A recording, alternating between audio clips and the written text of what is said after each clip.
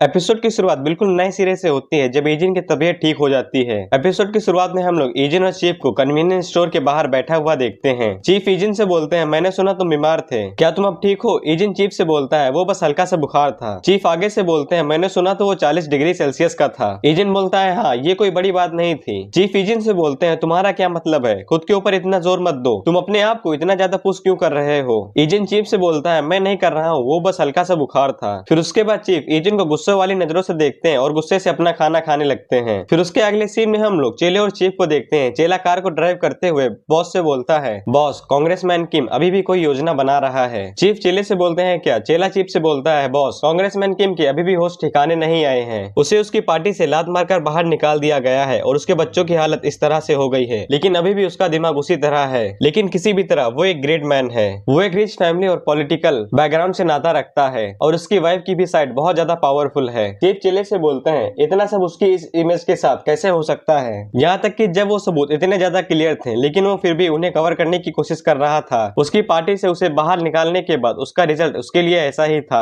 फिर उसके बाद चीफ चेले से बोलते हैं, चिंता मत करो, वो हमारा बाल भी नहीं उखाड़ सकता क्योंकि हम लोग एसडब्ल्यू के साथ हैं। और यार तुम लोगों को पता ही होगा कि एसडब्ल्यू कोरिया की सबसे बड़ी कंपनी है, पॉलिटिकल और बिजनेस दोनों में। और चेला हंसते हुए बोलता है, बिल्कुल। फिर उसके बाद सीन शिफ्ट होकर कांग्रेसमैन किम की पूरी फैमिली पर चला आता है। किसू के फादर अपने दोनों बच्चों से बोलते हैं, यहाँ पर सब कुछ खत्म हुआ, हमसे वापस लौट जाओ, मैंने तुम्हारे लिए सब कुछ तैयार कर दिया है, तुम लोगों को इस एनवायरनमेंट को समझने की जरूरत है, इसीलिए कुछ देर के लिए शांत रहो और यहाँ से वापस लौट जाओ जब तक कि चीजें शांत नहीं हो जाती। किसू अपने फादर से बोलता है, ठीक है। और हेजिन अपने अंदर सोच रही होती है, ये सब कुछ उस दायोन की वजह से हो रहा है। किसू के फादर अपने बच्चों से बोलते हैं, कुछ सालों तक वहाँ पर रहो जब तक चीजें शांत नहीं हो जाती है, ये थोड़ी अच्छी जगह है और यहाँ से दफा हो जाओ। फिर उसके बाद वो दोनों भाई बहन वहाँ से चले जाते हैं। किसू की माम अपने हस्बैंड से बोलती है, हनी क्या आप ये सब कुछ इसी तरह छोड़ने जा रहे हैं? किसू के फादर बोलते हैं, तुम जानती हो मैंने अपना बेस्ट ट्राई किया और फेल हो गया, सब कुछ पहले से ही तय है। लेकिन किसू की मॉम अपने पति के ऊपर चिल्लाते हुए बोलती हैं, क्या तुम सब कुछ इसी तरह छोड़ना चाहते हो, और उन्हें भी जिन लोगों ने हमारे बच्चों की जिंदगी बर्बाद की हैं? किसू के फादर अपनी वाइफ से बोलते हैं, मुझे यकीन नहीं है तुम क्या कह रही हो, लेकिन तुम अभी भी मुझे अच्छे से नहीं जानती हो, मैं इस तरह की चीजों में कभी भी गिव अप नहीं करना चाहता हूँ। फिर उसके अगले सीन में हम लोग ईजिन को देखते हैं। ईजिन फोन पर दायून से बात कर रहा होता है। ईजिन बोलता है, ठीक है मैं स्टोर पर आ जाऊंगा, तुम अकेली वहाँ पर क्यों चली गई? दायून ईजिन से बोलती है, ओप्पा आपको यहाँ पर आने की जरूरत नहीं है, मैंने सारी शॉपिंग कर ली है, सीधा यहाँ से घर चले जाइए। और ओप्पा आप क्या कुछ खाना चाहते हैं? ईजिन दायून से बोलता है, नहीं सब कुछ ठीक है। फिर उसके बाद ईजिन दायून का फोन काट देता है। फिर उसके बाद तभी ईजिन का फोन दोबारा से बजने लगता है। ईजिन फोन को रिसीव करता है तो दूसरी तरफ से कांग्रेसमैन किम होते हैं, यानी कि किसू के फादर। किसू के फादर ईजिन से बोलते हैं, काफी ज्यादा टाइम हो गया है, मैं किम इनबे हूँ, तुम यू ईजिन हो ना? फिर उसके बाद ईजिन उन सभी बातों को याद करने लगता है जो दायून के ऊपर बीती होती है। फिर उसके बाद किसू के फादर ईजिन से बोलते हैं, हमने एक दूसरे से डील की थी लेकिन तुमने अपना प्रॉमिस तोड़ दिया। ईजिन बोलता है, मैं वो नहीं हूँ जिसने अपना प्रॉमिस तोड़ा है, वो तुम हो। किसू के फादर ईजिन से बोलते हैं, मुझे नहीं पता है कि तुम किस बारे में बात कर रहे हो, मैंने अपने बच्चों को यहाँ से भेज दिया है और मैंने उन्हें कभी भी तुम्हारी बहन के सामने खड़ा भी होने नहीं दिया, और इसके बदले में तुम मुझे वो सारे एविडेंस देने वाले थे, क्या ये हमारी डील नहीं थी? ईजिन किसू के फादर से बोलता है, क्या उन्हें यहाँ से वापस नहीं जाना चाहिए था, लेकिन तुम्हारी बेटी ने मेरी बहन के ऊपर दोबारा से अटैक करने की कोशिश की थी। किसू के फादर थोड़ी देर बाद सोचने के बाद बोलते हैं, आजकल के बच्चे किसी भी चीज से डरते नहीं हैं, मुझे तुम्हारे साथ ईमानदार होने दो, तुम्हारी वजह से मुझे बहुत बड़ी चोट लगी है, तुम्हारे जैसे स्टूडेंट ने मुझे दोनों तरफ से चोट पहुंचाई है, फाइनेंशियली और पब्लिक इमेज दोनों से, और हमारे बच्चों को भी कई तरीके से चोट पहुंची है, लेकिन क्या तुम्हें लगता है कि तुम इस तरह से कहीं भी सेफ रह पाओगे? और फिर इसके बाद किसू के फादर ईजिन से बोलते हैं, मैं तुम्हें तुम्हारे सारे एक्शंस का सबक सिखाऊंगा, असली दुनिया इतनी आसान नहीं होती है। और हम लोग ईजिन की आंखों में वही पहले वाली आग देख पाते हैं जो कि सिर्फ अपनों को चोट पहुंचने से ही जलती है।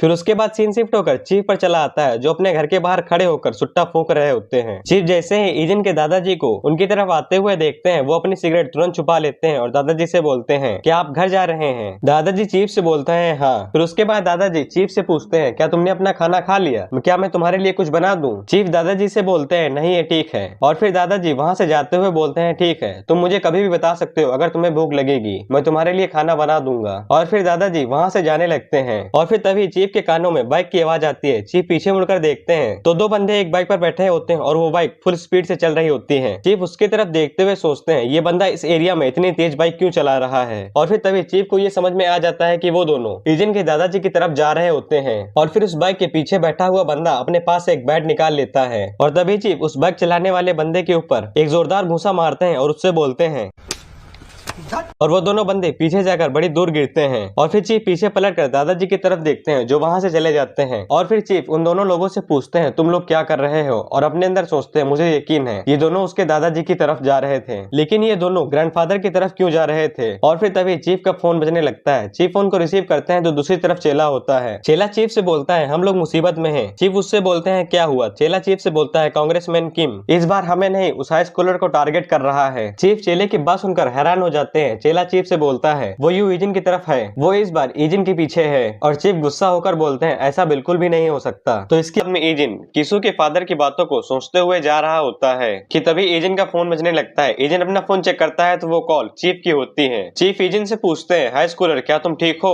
तभी ईजिन को कुछ आवाज सुनाई देती है और ईजिन पीछे मुड़कर देखता है तो वहां पर बहुत सारे लोग आ गए होते हैं। ईजिन उन सभी लोगों की तरफ देखकर चीफ से बोलता है मैं बिजी हूँ। और चीफ ईजिन से बोलते हैं ठीक है फिर मैं तुम्हें बाद में कॉल करूंगा। फिर उसके बाद सीन शिफ्ट होकर चीफ पर चला आता है। चीफ चेले से बोलते हैं हेयोंगसुक कुछ लोगों को उसके दादाजी और उसकी बहन को प्रोटेक्ट करने के लिए भेजो। चेला चीफ से बोलता है बॉस क्या आपको लगता है कि किम इनबे उनके ऊपर भी हमला करेगा। चीफ चेले से बोलते हैं उस टाइम पर वहां पर कोई भी नहीं होगा इसीलिए जल्दी से वहां पर किसी को भेजो। चेला चीफ से बोलता है यस बॉस। फिर उसके बाद बड़ी तेजी से वहां से बाहर भाग जाता है किसी को भेजने के लिए। थोड़ी देर बाद चीफ अपना फोन निकालकर किसू के फादर को कॉल लगाते हैं। किसू के फादर चीफ से बोलते हैं क्या तुमने मुझे गलती से कॉल लगा दिया। लेकिन चीफ सीरियस होकर उससे बोलते हैं तुम क्या करने की कोशिश कर रहे हो। किसू के फादर उससे बोलते हैं तुम क्या कह रहे हो। चीफ उससे बोलते हैं तुम जानते हो कि तुम क्या कर रहे हो। किसू के फादर थोड़ी देर बाद सोचने के बाद उससे बोलते हैं ये बहुत जल्दी था लेकिन ये ज्यादा कुछ भी नहीं है, तुम इसके बारे में कुछ भी नहीं कर सकते हो इसीलिए शांत हो जाओ। लेकिन चीफ आगे से बोलते हैं तुम उस बच्चे और उसकी फैमिली के साथ पंगा क्यों ले रहे हो। किसू के फादर चीफ से बोलते हैं इससे कोई फर्क नहीं पड़ता है, उसने मेरी फैमिली को सफर कराया है। उसके बाद चीफ किसू के फादर से बोलते हैं क्या यही वो वजह है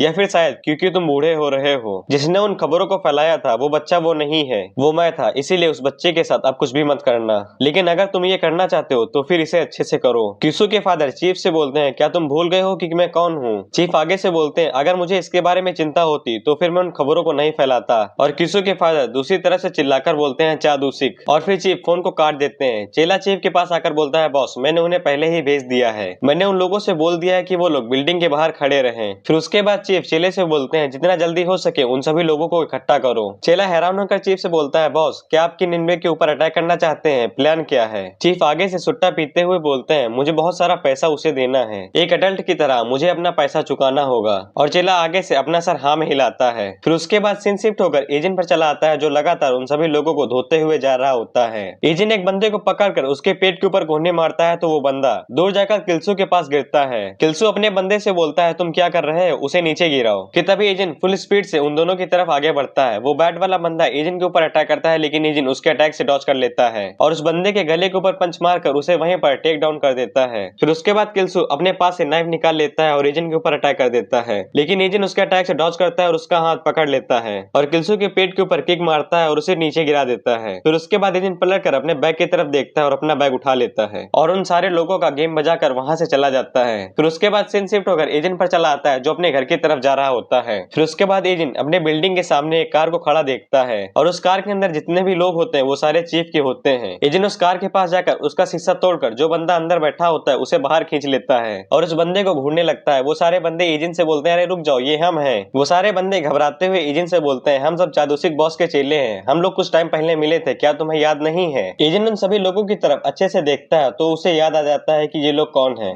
और फिर एजेंट उस बंदे को छोड़ देता है और उससे पूछता है तुम लोग यहाँ पर क्या कर रहे हो। मुझे नहीं पता है लेकिन उन लोगों ने अचानक से भेज दिया हमें यहाँ पर तुम्हारी बहन और तुम्हारे दादाजी को सेफ रखने के लिए। फिर उसके बाद सीन शिफ्ट होकर सुखजू पर चला आता है जो कि प्रैक्टिस कर रहा होता है। सुखजू जाकर अपना फोन चेक करता है तो वो फोन एजेंट का होता है। सुखजू फोन रिसीव कर एजेंट से बोलता है क्या हुआ। एजेंट उससे बोलता है प्लीज, एजेंट सुखजू से बोलता है प्लीज कांग्रेसमैन किम इनबे की लोकेशन का पता करो। सुखजू एजेंट से बोलता है किम इनबे एजेंट और किसू के फादर है ना, तुम उसका पता क्यों लगाना चाहते हो। लेकिन एजेंट आगे से सुखजू को कोई भी जवाब नहीं देता।